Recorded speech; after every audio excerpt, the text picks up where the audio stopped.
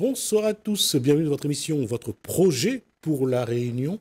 Là, le projet, c'est la conférence des 1000, réunir les Réunionnais autour d'un projet, le projet d'un peuple. Et c'est un projet que... Bonsoir. Paul Mazaka, c'est un projet qui a commencé il y a quelques années déjà. Oui, absolument. Oui. Il y a 4-5 ans déjà. Il y a 4-5 ans déjà. Et ça fait 4-5 ans qu'il y a un groupe qui réfléchit à savoir quel projet proposer à un peuple. En fait, je dis 4-5 ans, c'est parce que a commencé par retrouve-nous, 2-3 camarades, comme il fait d'habitude. Hein. Il boit un café, et puis il refait le monde. Comme il dit. Et puis, à force causer, à force chacun y donne son point de vue, ben, nous dit, là, ni cause, mais n'y fait pas rien.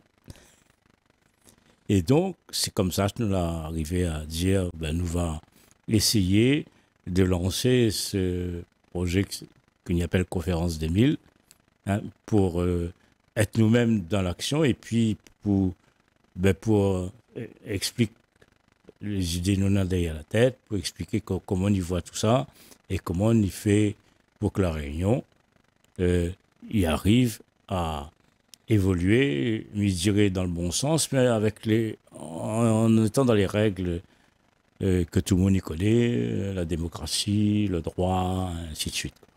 Une des questions à laquelle la conférence des 1000 souhaite répondre, c'est qui ça nous l'est? En fait, oui, qui ça nous l'est. Quand on dit répondre, il veut que chacun des participants, chacun des personnes que les avec nous, chacune, il pose à eux cette question, qui ça nous l'est. C'est pas, nous ne veut pas apporter des réponses comme ça, comme si nous sortions ça dans notre chapeau, non.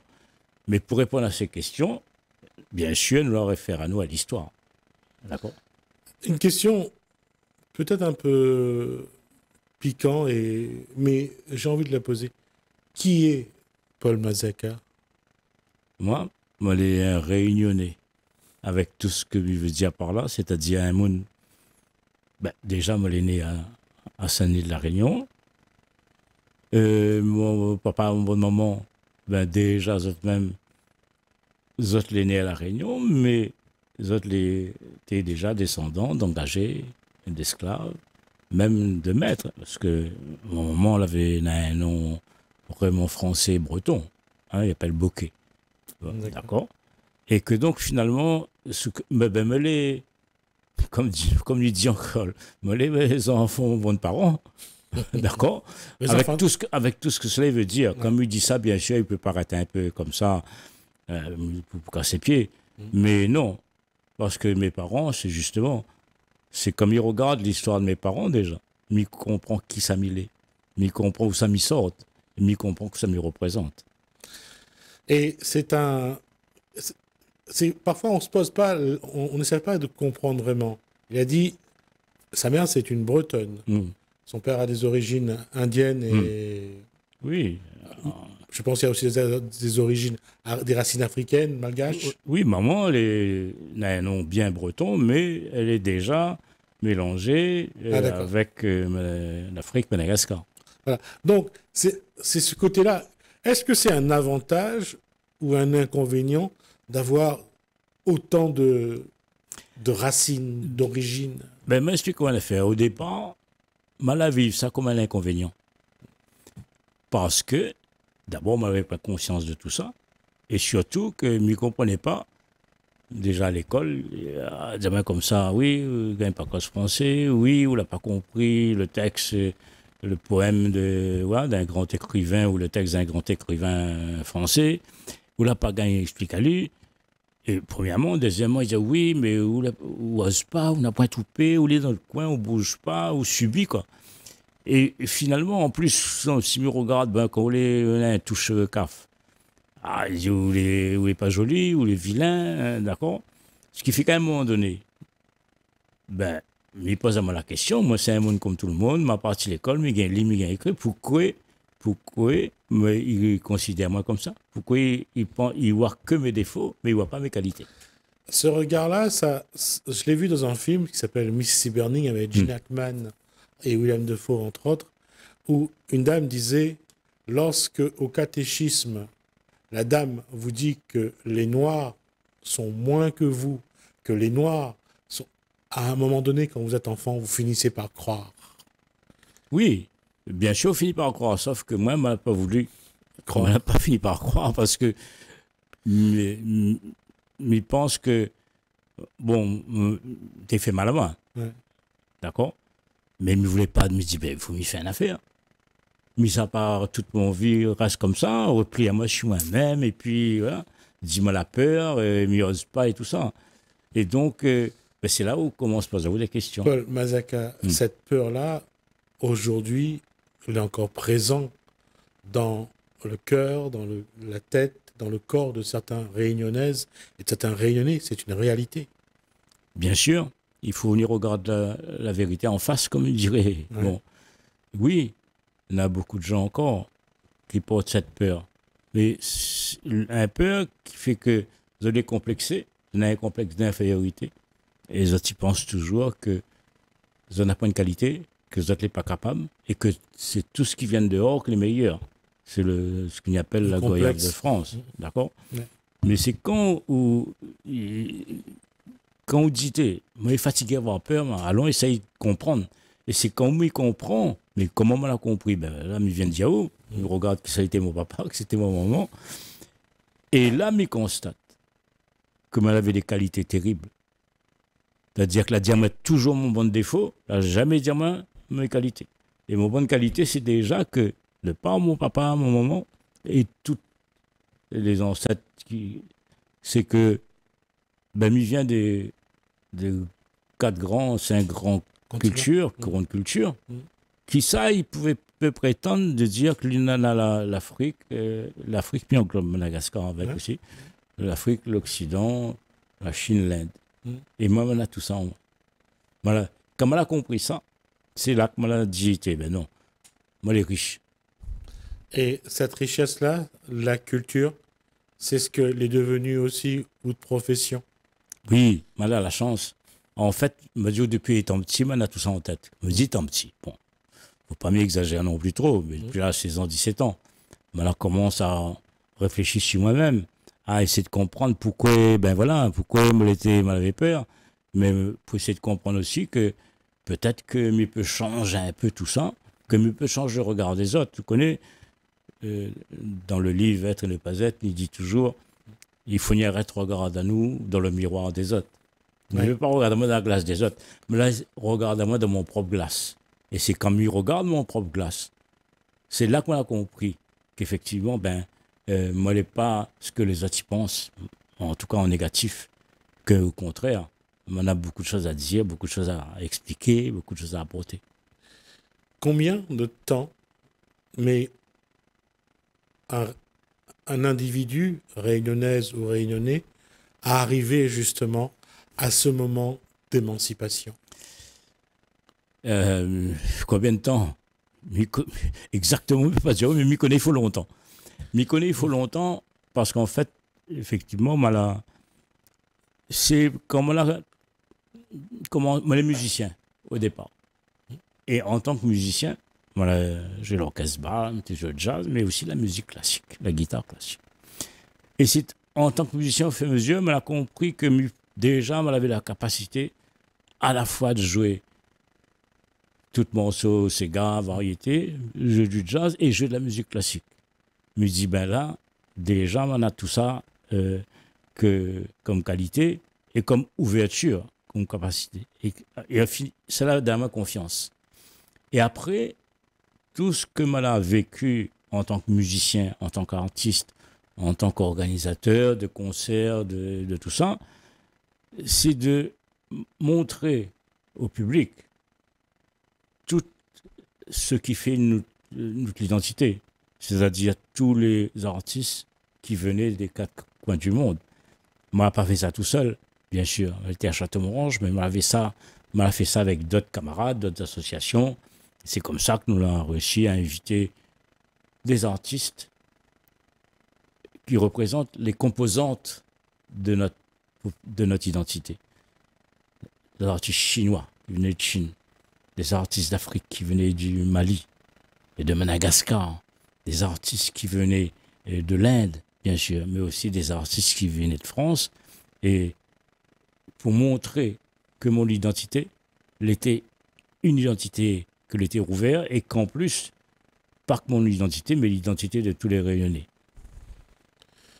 Paul Mazaka, quand on devient directeur du service culturel du Conseil général, c'est un aboutissement ou c'est une étape? Tout a été une étape pour moi. D'accord.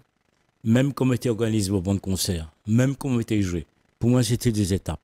Je n'ai jamais vu ça comme si c'était une fin, comme si... Une destination. Non, non. Et vas-y. Non, donc tout ça, c'était pour aller à la quête d'identité, bien comprendre, bien intégrer cette identité et comprendre c'est quoi cette identité. Cette question que m'avait anticipé un petit peu, c'est justement aujourd'hui, comment expliquer à un Réunionnais qu'il est encore enfermé dans ses peurs, dans ses appréhensions, toujours, moi c'est un petit colon, moi c'est un petit Réunionnais. Comment on fait comprendre à lui que lui c'est un Réunionnais, tout simplement, comme tous les autres Réunionnais? Comment dire à lui que lui peut émanciper à lui, libérer à lui et croire en lui finalement? Là aussi pareil, on n'a pas une recette miracle, on ne fait pas de miracle. Mais on essaye, à partir de ce que j'ai compris moi-même, d'expliquer aux autres. Mais d'abord, avant d'être réunionnais, moi c'est un être humain. Et tout être humain, il mérite la considération.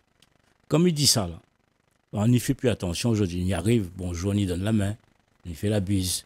Mais pour moi, c'est un geste qui a un symbolique très fort. C'est comme il dit au bonjour, il veut dire qu'il considère à vous comme un être humain comme moi, comme mon semblable. Du respect. Oui. Maintenant, la considération pour dire qu'il considère qu'on a une conscience. Et que conscience, justement, conscience, c'est toutes les nourries par les expériences de la vie que l'on a connues, mais que conscience existe comme moi, madame, mon conscience. Et qu'à partir de ce moment-là, il doit avoir du respect, il doit avoir de la considération. Ou n'est pas plus couillon que n'importe qui. Ou là. Et pas parce que vous ne gagnez pas lire, vous ne gagnez pas écrire que les couillons. Ça n'a rien à voir avec ça.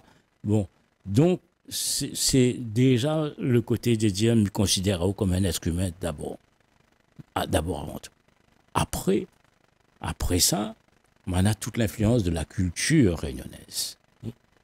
Et la culture réunionnaise, pour moi, c'est une chance parce que il est fait de la rencontre de toutes les cultures du monde. Un tel a écrit du Nil au monde, M. Paul Vergès a écrit ça. À l'époque, Éric Boyer avait dit que le monde est réunionnais. Donc, tout ça, il paraît des slogans. Mais il faut nous creuser bien derrière tout ça, que ça veut dire. Comment, dans le mouvement de la conférence des 1000, nous peut accompagner des autres Réunionnais qui ont besoin d'émancipation, qui ont besoin de sortir dans ce carcan? Comment nous peut essayer d'être solidaires, justement, pour que nous arrêtions d'avoir peur, nous arrêtions d'être enfermés? Être solidaire, ce n'est pas une affaire où on ne dit pas il faut être solidaire. Il n'y arrive pas comme ça. Ouais. D'accord? Et après, comment on peut enrichir l'esprit des gens? Les autres réflexions. D'abord, il faut apporter aux autres un certain nombre de connaissances. Déjà, la connaissance des autres histoires. Si vous n'apprenez pas votre histoire à l'école, l'histoire, la géographie, les deux, pour moi, ça va ensemble. Vous ne pouvez pas nourrir à votre réflexion comme il faut. Parce que comme si on n'a pas un passé. Comprends? Comme si on est amnésique. Comment on fait pour avancer? Si on repose sur rien du tout, comme si du vide. Donc, faire prendre conscience, là, c'est un long chemin. Il est très long. Mais peut-être que, justement, mais même certainement, la conférence des 1000, c'est ça aussi. Le seul objectif, c'est de dire, allons faire prendre conscience.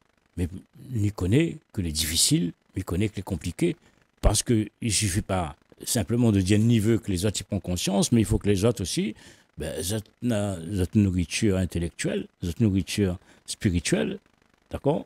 La nourriture, c'est la connaissance déjà de l'histoire. C'est ça qui doit nourrir notre réflexion. Le Kisanoulé, c'est aussi chacune doit aller chercher les éléments pour savoir, pour connaître son identité, toute son identité.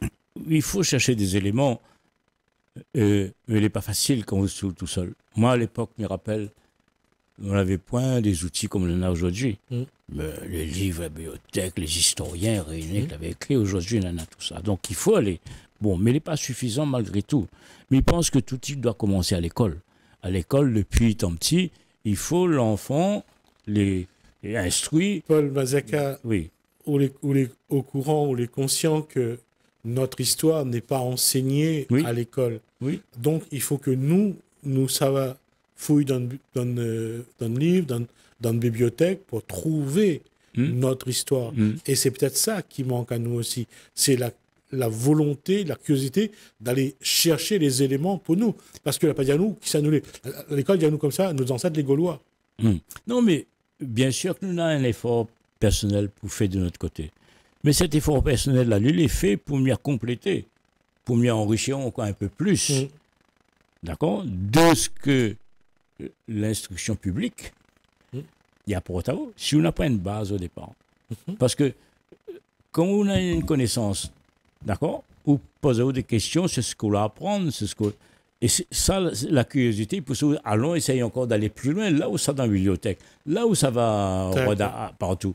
Mais au départ, où ça rôde partout, mais comment, sur quoi il repose ou trop cher, où ça rôde quoi, où ça rôde une partie de l'histoire, et en fonction de ce qui intéresse à vous. Le problème, c'est que quand l'histoire, la géographie, ils n'apprennent pas ça à l'école. C'est que justement, à un moment donné, on a un manque.